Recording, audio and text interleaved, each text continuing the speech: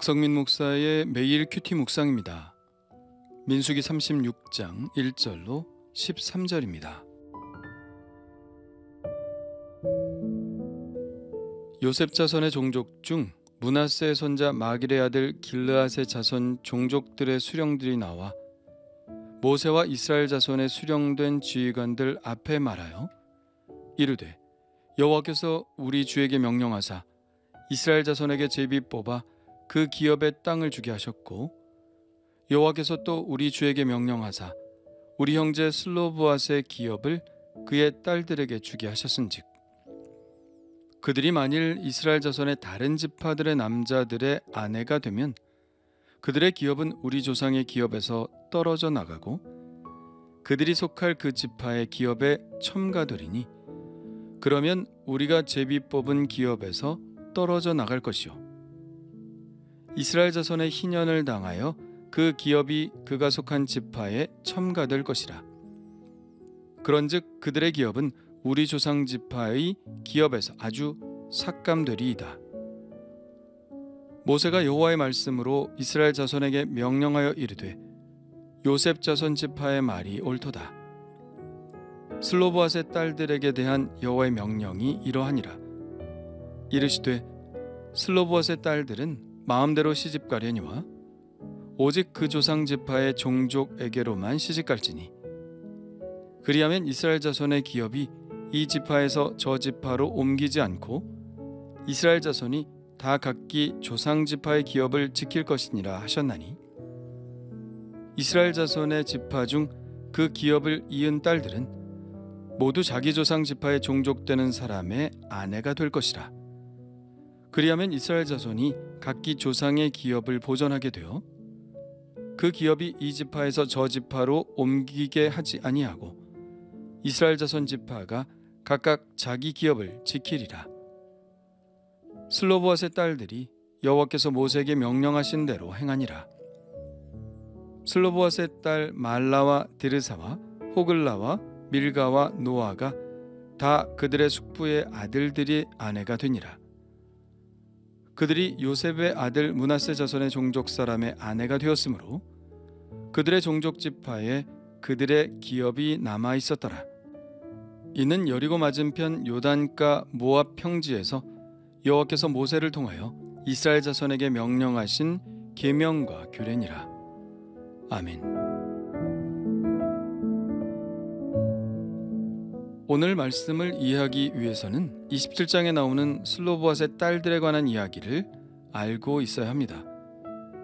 두 번째 인구조사를 마치고 모세는 각 지파별로 제비를 뽑아 가나안 땅을 나누어 줄 것이라고 말합니다. 이때 슬로브앗의 딸들이 모세를 찾아오죠. 슬로브앗은 므낫세 지파 사람인데 그에게는 아들들이 없고 딸만 5이 있었습니다. 그리고 그는 이미 광야에서 숨을 거두었죠. 이렇게 되니 슬로브앗에게는 돌아갈 땅이 없는 겁니다. 그때까지만 해도 상속은 모두 아들들에게만 이루어진다고 정해져 있었죠. 슬로브앗의 딸들은 모세를 찾아와 이렇게 말합니다. 어찌하여 아들이 없다고 우리 아버지의 이름이 그의 종족 중에서 삭제되리까? 우리 아버지의 형제 중에서 우리에게 기업을 주소서. 딸들의 문제 제기는 단지 자기들에게 땅이 분배되지 않았다는 것이 아닙니다. 아버지의 이름이 종족 중에서 삭제되는 것이 안타까웠던 것이죠. 그러니 자기들에게도 땅을 주어 슬로브앗의 땅이라는 아버지의 이름으로 보존된 땅이 있도록 해달라는 것입니다. 모세는 이 문제를 하나님께로 가지고 가서 묻습니다. 그랬더니 하나님은 슬로브앗의 딸들의 말이 옳다고 말씀하셨죠. 그래서 모세는 슬로브앗의 이름으로 딸들이 땅을 상속받도록 합니다. 그런데 이러한 결정이 시행되면서 한 가지 우려가 생기게 되었는데요. 이 딸들이 만약 다른 지파에 시집을 가게 되면 그 딸들의 땅이 시댁에게 속하게 될 텐데, 그러면 므낫세 지파의 땅이 결국 다른 지파의 땅으로 편입되게 될 것이라는 것입니다. 그래서 므낫세 지파 사람들이 모세를 찾아와 문제 제기를 하고 있는 것이죠. 3절과 4절입니다. 그들이 만일 이스라엘 자손의 다른 지파들의 남자들의 아내가 되면 그들의 기업은 우리 조상의 기업에서 떨어져 나가고 그들이 속할 그 지파의 기업에 첨가되리니 그러면 우리가 제비 뽑은 기업에서 떨어져 나갈 것이요 이스라엘 자손의 희년을 당하여 그 기업이 그가 속한 지파에 첨가될 것이라. 그런즉 그들의 기업은 우리 조상 지파의 기업에서 아주 삭감되리이다. 여기 희년이라는 말이 나오죠. 희년은 50년째 되는 해인데 이때가 되면 저당 잡힌 땅도 본래의 소유자에게로 돌아가게 됩니다. 슬로보앗의 딸들이 다른 지파로 시집을 가게 되면 지금이야 그 땅이 므낫세 지파 안에 있게 되겠지만 희년이 되어 소유주를 정리할 때 슬로보앗의 딸들이 속한 가문, 즉 시댁의 지파로 그 땅이 첨가될 것이라는 말입니다. 그러면 매우 복잡해지는 상황이 되는 것이죠. 예를 들면 므낫세 지파 안에 있는 땅이 에브라임 지파의 땅이 되는 것입니다. 이러한 일들이 계속해서 자주 반복되게 되면 각 지파 안에 있는 땅들 중 많은 부분이 다른 지파에 속한 땅이 될 테니 매우 복잡한 상황이 연출되게 되는 것이죠. 한 가지 문제가 정리되면 또 다른 문제가 생기게 마련이죠. 살아가다 보면 처음에는 생각하지도 않았던 문제가 또 생기게 마련입니다. 그러면 어떻게 해야 할까요? 첫 번째 내린 결정을 다시 물을까요? 그럴 수는 없습니다. 하나님이 결정하신 일이니 하나님의 뜻을 처리하시게 할 수는 없죠. 그래서 이런 문제를 만났을 때는 첫 번째 내린 결정도 유효하게 하고 지금의 문제가 제기된 문제도 해결할 수 있는 방향으로 정리가 되어야 합니다. 사실 그런 과정 속에서 법과 질서가 고등화되어 가는 것이죠. 자, 그러면 어떻게 하는 것이 좋을까요? 그들은 어떤 결론을 내렸을까요? 모세는 이 문제를 가지고 또 하나님께로 나아갑니다. 첫 번째 결정을 하나님께서 내리셨으니 당연히 이 문제에 대한 하나님의 답을 들어야 하겠죠. 하나님의 말씀을 들은 모세는 하나님의 말씀을 전하는데요. 우선 모세는 하나님의 말씀대로 므낫세 지파 사람들의 의견이 옳다고 인정을 하고 나서 말합니다. 슬로보앗의 딸들은 마음대로 시집가려니와 오직 그 조상 지파의 종족에게로만 시집갈지니.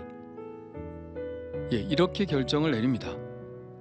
상속을 받은 딸들이 시집을 갈 때는 다른 지파 사람들에게 가지 말고 자기 지파 사람들에게 가라는 것이죠. 그렇게 되면 딸들이 상속을 받을 수 있을 뿐만 아니라 그 땅들도 그 지파 안에서 보존되기 때문입니다. 글쎄요, 만일 그렇다면 또 다른 문제가 생길 수도 있겠죠. 슬로보앗의 딸들이 다른 지파 사람들과 사랑에 빠진다면 어떻게 해야 할까요? 그런 경우는 시집을 가지 말아야 할까요? 아니죠. 땅 때문에 사랑하지도 않는 사람과 결혼할 수는 없죠. 그럴 경우에는 자신의 상속권을 포기하는 것입니다. 그렇게 되어야 아버지의 땅이 그 지파 안에서 보존되기 때문이죠. 그렇다면 슬로보앗의 딸들은 이 하나님의 말씀을 받아들였을까요? 받아들였습니다. 그래서 그들 모두가 결혼을 하게 되는데 다 그들의 숙부의 아들들의 아내가 되죠. 그러니까 자기의 사촌들과 결혼을 하게 된 것이죠. 지금 우리 정석 속에서는 사촌끼리 결혼을 한다는 것이 매우 부적절하게 여겨지겠지만 그때 당시에는 친족 안에서 결혼하는 것이 하나의 풍습이었습니다. 아브라함도 그랬고 이삭도 그랬고 야곱도 그랬죠. 다 자기 집안 사람들과 결혼을 했습니다. 그래서 결국 슬로보앗의 딸들은 므낫세 종족 안에서 결혼을 했기 때문에 그들의 아버지의 이름으로 보존된 땅은 그 지파 안에 남아있을 수 있게 된 것이죠. 민수기의 마지막 장은 이처럼 땅의 분배에 관한 말씀으로 끝을 맺게 되는데요. 창세기에서 아브라함에게 약속한 하나님의 약속이 수백 년이 흐른 후 마침내 결실하게 되는 과정을 우리는 보고 있습니다. 아브라함은 이 땅에 관한 약속을 후손들에게 전했으며 그 후손들은 이 약속을 결코 망각하지 않았죠. 그들은 수백 년 동안 이 믿음을 붙들었으며 계속해서 이 약속을 향해 달려왔습니다. 그리고 하나님은 그들이 이 약속을 잊지 않게 하기 위해, 계속해서 붙들고 나아가게 하기 위해 이스라엘을 이끌고 계셨음을 보게 됩니다. 지금 슬로보앗의 딸들을 관한 문제를 이렇게 진지하게 논의하는 것도 그들이 이미 그 땅을 얻었다고 보고 있기 때문이죠. 그들의 믿음은 이미 미래에 가 있는 것이고 이미 얻은 것입니다. 다른 사람들이 보기에는 이 모습이 얼마나 우스꽝스러워 보였을까요? 아직 자기네 땅에 든 것도 아닌데 김칫국부터 마신다고 조롱하지 않았을까요? 그러나 그들은 매우 진지합니다. 얻을 것을 확신했기 때문이죠. 우리에게도 이런 확고한 믿음이 있다면 우리도 바라는 것들의 실상을 볼 수 있지 않을까 생각해 봅니다.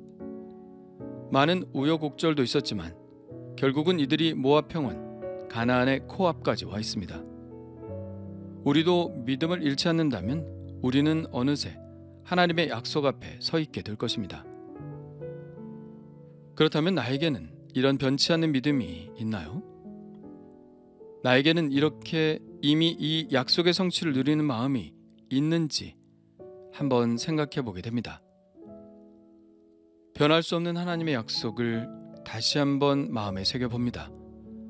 하나님이 이루실 줄 믿고 다시 한번 믿음을 다져봅니다.